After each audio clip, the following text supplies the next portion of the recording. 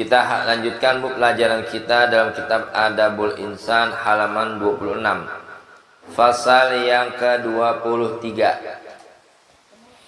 Ini kitab habis di pasal ke-27.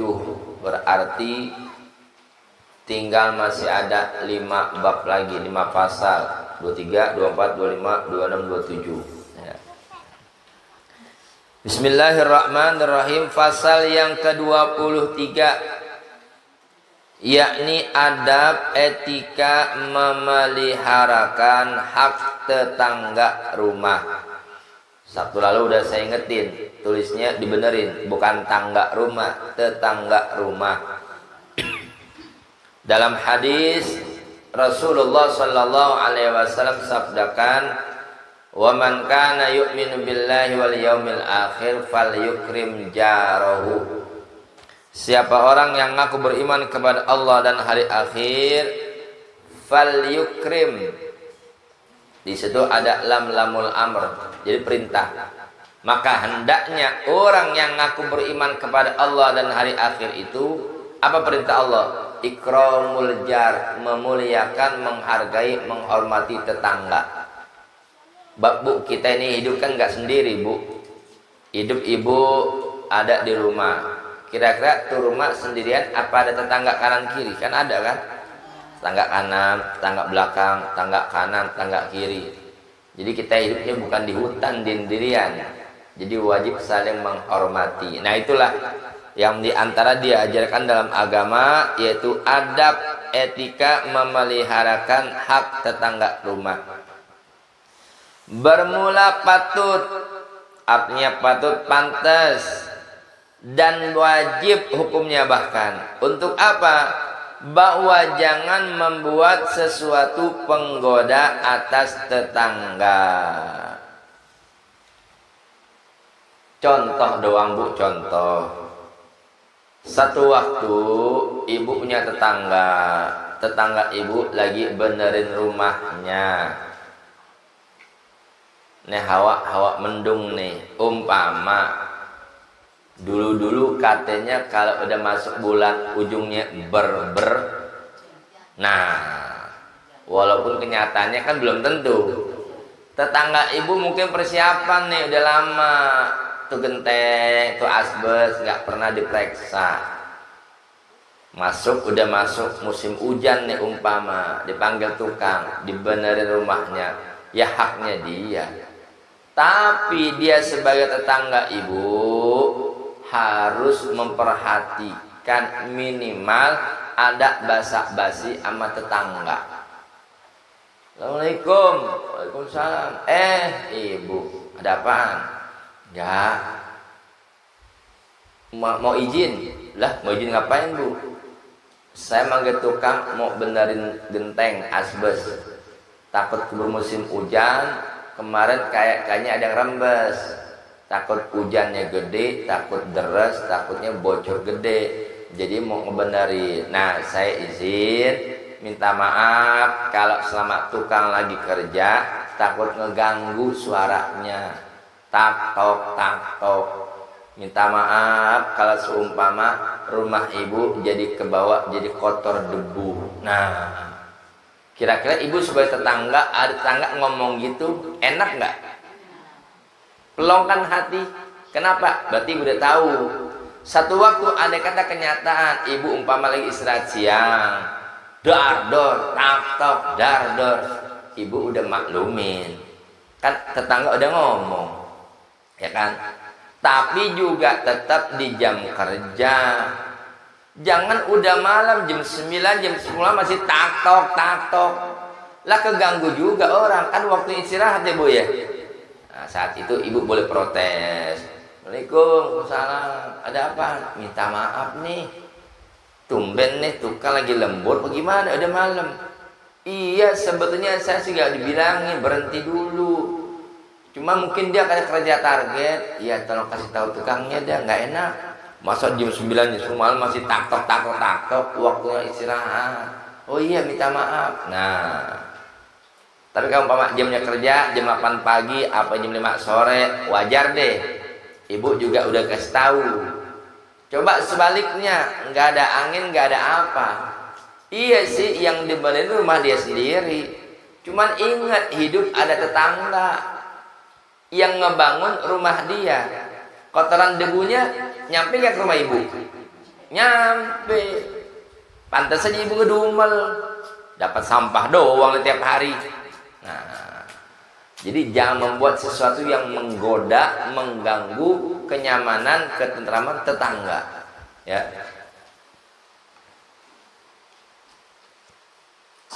Dan patut justru sebaliknya menolong akan tetangga punya kesusahan.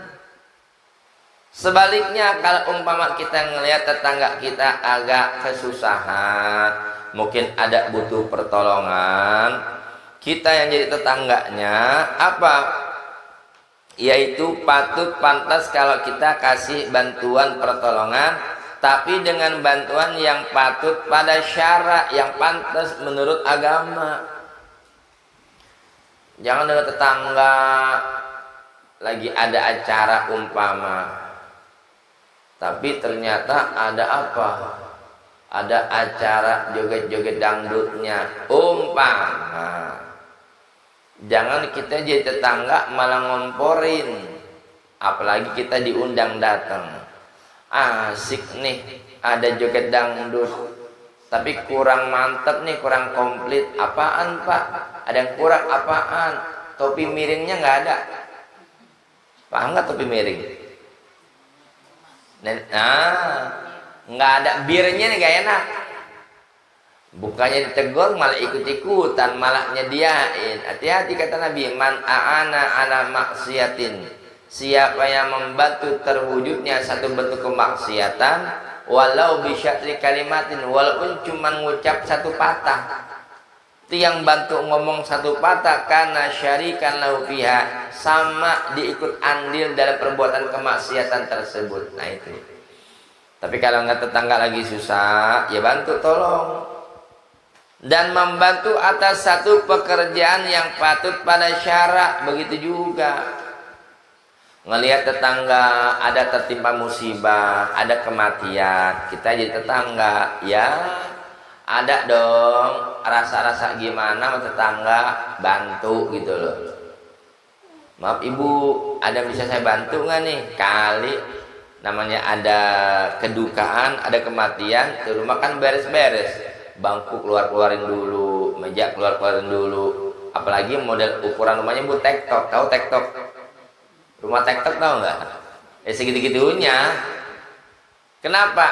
Biar agak luasan dikit, jadi kalau yang mau takziah, biar nyaman gitu loh. Kita sebagai tetangga bantuin. Kadang-kadang suka ada yang pasang tenda sementara. Kadang-kadang jadi tetangga bisanya nyuruh doang, tulak pinggang lagi. Mana ya tuh. Bantuin. Ibu sebagai perempuan saling bantu membantu, ya kan? Nanti pada saatnya kita pun juga begitu. Ada saatnya, bu, seegois-egoisnya kita, biar kita ngerasa nggak butuh bantuan orang, tetap pada saatnya nanti mau tidak bisa dipungkiri, masing-masing kita butuh pertolongan orang. Betul nggak? Akan ada waktunya. Nggak bisa bu, semua urusan kita handle sendiri, kita kerja sendiri, nggak bisa. Kita butuh bantuan orang. Nah karenanya apa? Mulailah dari diri kita. Kalau kita suka nolongin orang, insya Allah di saat kita lagi hajat butuh, dengan sendirinya akan ada orang lain yang mau bantu kita. Nah itu. Dan jangan membuat sesuatu susah atas tetangga. Contoh dengan ketok-ketok tembok. Bu, numpang tanya, ini kan suka banyak ada macam perumahan-perumahan bu ya. Ada nggak perumahan yang 2 rumah 1 tembok? Ada nggak? Emang umumnya begitu bu ya. Jadi batanya 1, cuma sekat doang. Nah kalau 1 rumah itu sekat tembok kamar mah nggak jadi masalah. Emang dalam rumah sendiri. Lah ini beda rumah, tapi 1 tembok. Yang kiri iseng tangannya, pas sampingnya kamar orang, lagi istirahat, keganggu nggak? Akhirnya sebelah nggak mau ganggu, nggak mau apa, nggak mau kalah. Yang sebelahnya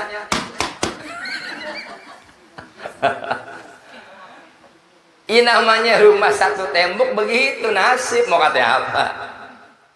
Makanya jangan suka iseng jadi orang, saling menghargai. Ya udah, itulah pentingnya kita apa namanya, ini yang disebut toleransi yang benar. Begini, hargai tetangga. Kita punya hajat, kebutuhan, keperluan, ya, mau bener rumah, ngomong ada basa-basinya, izin sama tetangga sebelah. Kalau lagi apa-apa jangan suka iseng, dor taktok, ganggu orang, jangan, nggak pantas. Atau pagar, segala pagar lah, tek nong, berisik. Atau melepas buang bau busuk. Contoh apa? Sengaja nih, dia habis ngumpulin sampah yang udah berminggu-minggu, ya kan? Apalagi sengaja, rumah dia di mana nggak mau kotor, buang sampahnya depan rumah tetangga. Ya Allah, jahat amat tuh. Atau banyak asap, nabun. Yang namanya nabun, tahu nabun nggak? Nabun bakar sampah kan ada asapnya. Kira-kira asapnya kemana-mana nggak? Nah, umpama tetangga lagi kurang sehat, umpama lagi berasa sakit, asmanya kumat kambuh, nyesek, ada asap, makin tambah nyesek. Jangan, ya. Atau banyak air, nyiram-nyiram air, yang disiram potnya dia, tapi sengaja ngajain, mentang pohonnya tinggi disiram, air masuk ke tetangga sebelah. Pas kebetulan ada orangnya, cuman karena nggak kelihatan ada tembok, tetangga sebelah, air apaan nih? Jangan.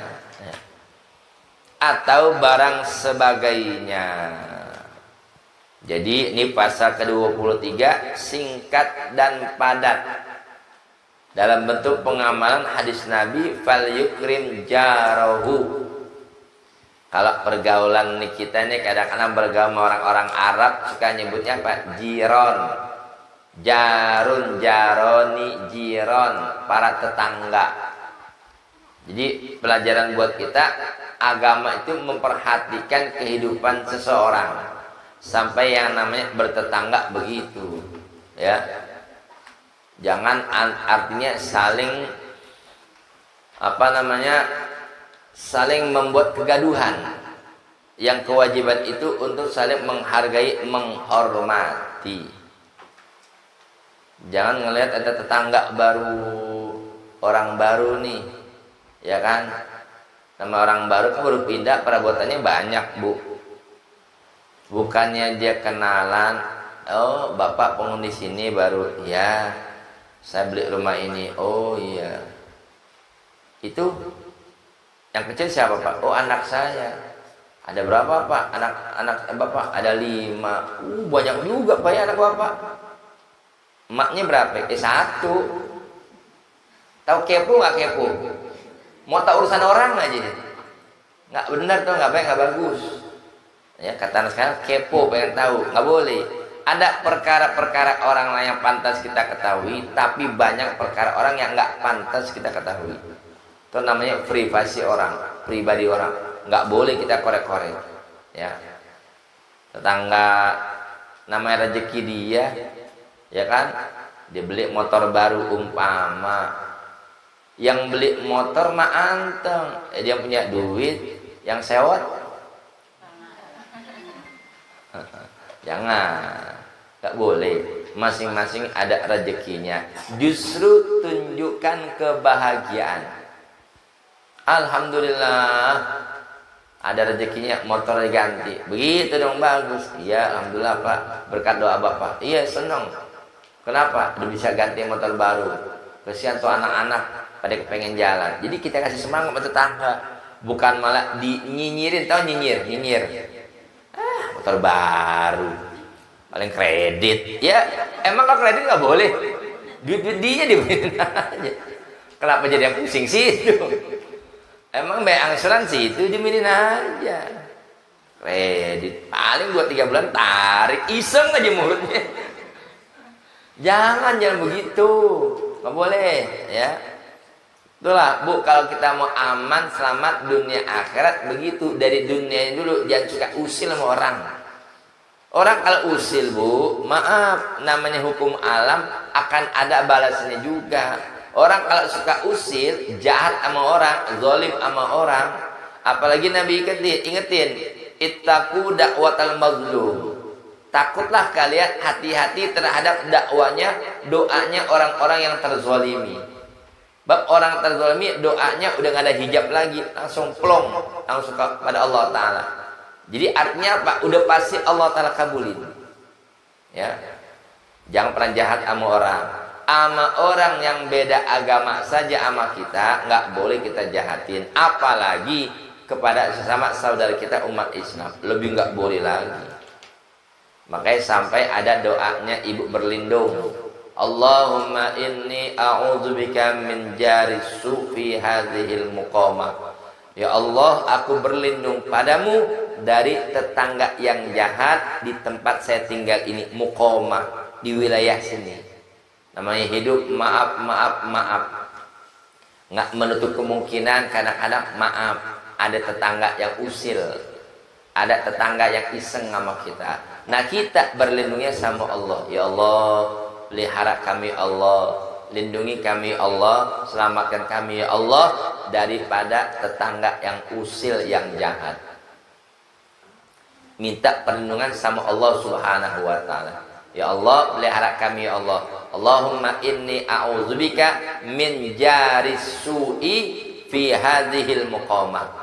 Ya Allah, aku berlindung kepadamu dari tetangga yang jahat, tetangga yang usil, yang iseng, fi hadhil muqamah, di dalam kediaman kami ini. Jadi minta perlindungan sama Allah. Padahal Bu, kalau orang baik itu, ibu kan sekarang ngaji Bu ya. Ntar ibu pulang nih, ibu tuh bawa manfaat banyak. Apalagi kalau ibu masih punya anak kecil, ibu pulang ngaji, anak kecilnya panggil, kenapa? Nak, mama baru pulang ngaji, sini salim sama mama, cium tangan. Kenapa? Berarti ibu menularkan kebaikan kepada anak ibu. Ibu tempelin keberkahan abis ngaji, jadi anak ibu ikut berkah. Ustaz, kamu laki bagaimana? Masa laki cium tangan sama ibu? Bukan. Ibunya yang cium tangan sama suami. Assalamualaikum ya. Salam. Udah pulang ngaji ibu? Iya. Ibu cium tangan sama suami. Kan nempel tuh. Tangan ibu kan nempel. Hidung ibu nempel. Tangan ibu nempel ke tangan suami. Itu suami yang di rumah kecipratan berkah juga sama ibu. Apalagi kalau ibu pulang. Kan biasanya ibu kalau masuk rumah ketok pintu, Assalamualaikum. Ya kan?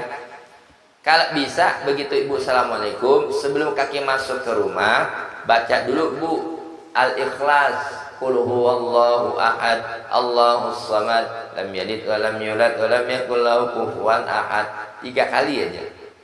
Kalau ibu baca sekali, bukan nggak boleh, boleh. Tapi berkahnya cuma buat pribadi ibu. Kalau ibu baca 2 kali, berkahnya buat ibu sama buat semua penghuni rumah ibu.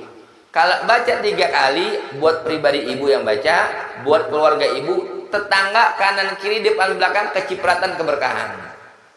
Apalagi menurut ibu pulang ngaji, ibu pulang dosa udah Allah ampunin, bawa keberkahan, tetangga kanan kiri ketiban rezeki, kecipratan keberkahan. Nah, jadi kalau paham bagaimana mungkin orang yang menularkan kebaikan, punya tetangga ahli ibadah, orang soleh, perempuan muslimah yang solihah, tapi kok dibenci, digedekin, diempetin, kan aneh.